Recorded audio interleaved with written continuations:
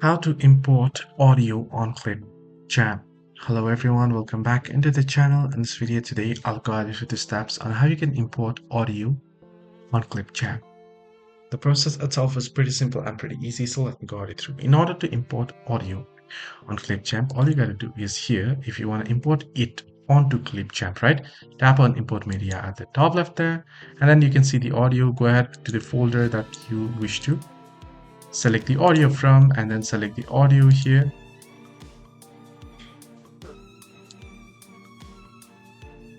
Then tap on open and it'll be loaded up, and you can see the audio is here. And if you have the audio, go ahead and drag it to timeline, and now you have the audio which you can edit. So this is how you can import audio.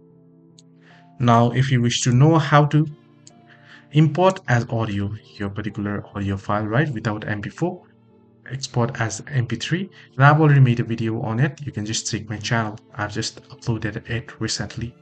This is how you can easily import audio in ClipChamp. Hope this video was helpful. Do like and subscribe.